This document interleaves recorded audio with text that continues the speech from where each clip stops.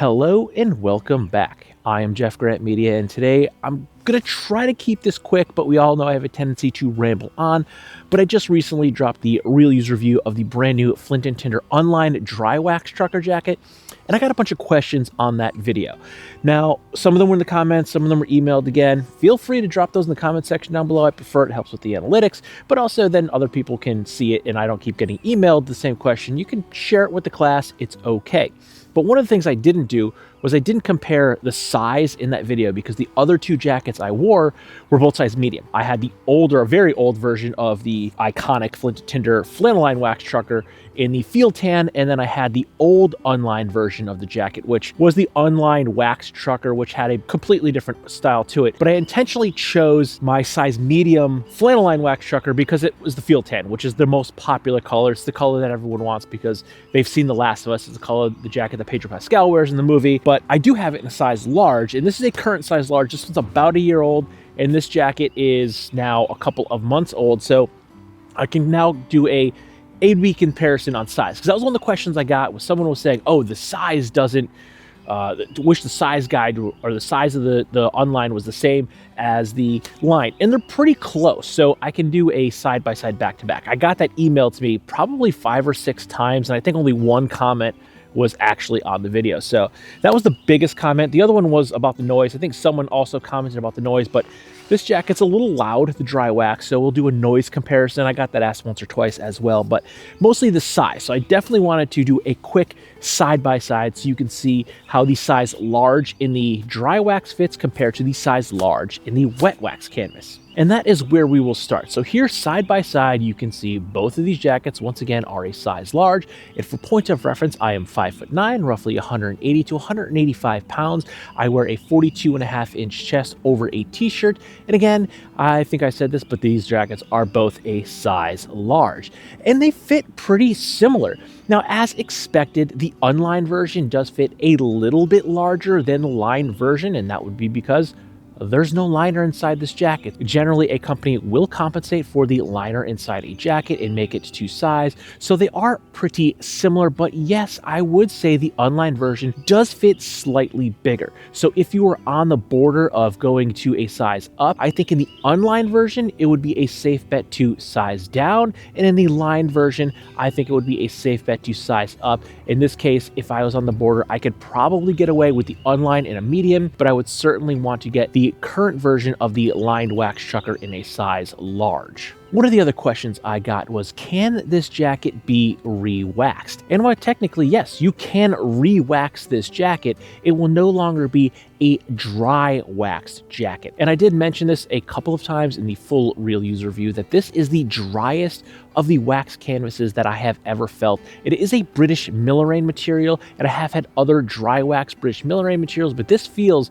just like a dry canvas jacket. If I didn't tell you this was waxed, you wouldn't know. Whereas the flannel lined wax trucker is certainly a wet wax, and at first touch, you would know that this is a wax jacket. I believe Huckberry also says that the dry wax version is machine washable, where the wet wax version is not. But to answer that question, yes, you can re-wax this. I'm not sure how long that would take before you would need to do so. I would say the average wearer probably would not need to re-wax this for several years. My field tan version of the Flint and Tinder waxed trucker jacket is probably 4 or 5 years old, and that is just about now due for a re-wax, and I have some heavy wear in that jacket. So the average wearer probably will not need to re-wax any of these jackets for an extended period of time, but once you do, this will no longer be a dry wax canvas. You will essentially just be making this a wet wax canvas jacket. Now let's get into that noise comparison. Here, we'll start off with the brand new dry wax, and you can hear it is quite loud. People are definitely going to know you are coming. You cannot go into a ninja mode with this. And now for the wet wax version, while yes, this is an older jacket, it is a bit more broken in. It's still fairly new as far as the wax trucker jackets go. This one is only a year old, and it is significantly quieter. While you may not be able to go full ninja mode in this either, you're certainly going to be able to sneak up on someone or go post-apocalyptic Pedro Pascal as Joel in The Last of Us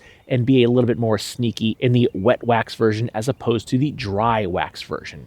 Now let's talk about the temperature ranges for each of these jackets. Right now, it's in the mid 40s. It's like 45 degrees out here. It's a little after 7 in the morning, and I would say I'm pretty comfortable wearing the Unlined version right now. I have it on over a Relwyn flyweight flannel and over a t-shirt. Now, I'm only going to be out here for half hour, maybe 45 minutes between walking from the car to where I'm filming and then walking where I'm filming back to the car, and then I'm going to go to work. Pretty comfortable right now in the Unlined version. My digits, they're a little chilly. Some fingerless gloves would certainly help. But if I was going to be doing something like taking my daughter to the park where she's going to be running around like a lunatic and I'm going to be sitting on the bench guarding the snacks in the water, I would certainly opt for the flannel lined version. If I'm going to be a little bit more sedimentary, I want something that's going to give me a little bit more of a liner. If I'm just sitting on a bench wearing the Unlined version, I'm going to get a little chilly. Moving around, going to be fine. Wearing it to and from my morning commute, going to be fine. Especially this time of the year, it's the beginning of April, cool mornings, warm afternoons.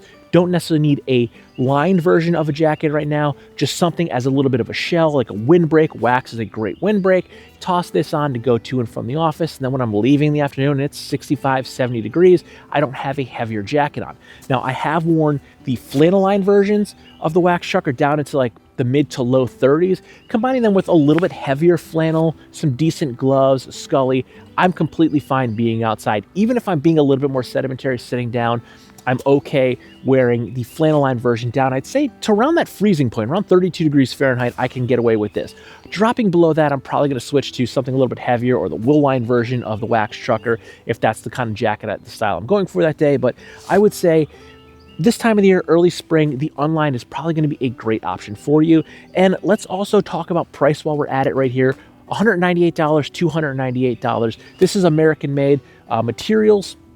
It's Martexan sailcloth, a 7-ounce Martexan sailcloth that's made in New Jersey, cut and sewed in Los Angeles, where this is not American made. It's British Millerain. I believe it's made in Portugal, but it's a 6.5-ounce dry wax canvas that is made from a British Millerain, which is a great material. I've had a lot of high-end, expensive garments made out of this, but it does come in at $100 cheaper. So it's a little cheaper because we are not made in America and we don't have a liner in the jacket. So if you thought $300 is a little bit too much to pay for this version, this is $100 cheaper. This is a really, really good option. It has the exact same stylistic points to it. And unlike the old version of the Flint and Tinder Unlined wax trucker jacket that had more of a type 3 trucker jacket look to it, this has the same appointments, the same stylistic choices that the original Flint and Tinder, the iconic, I should say, Flint and Tinder wax trucker jacket has. So this is the same style, and it comes in $100 cheaper.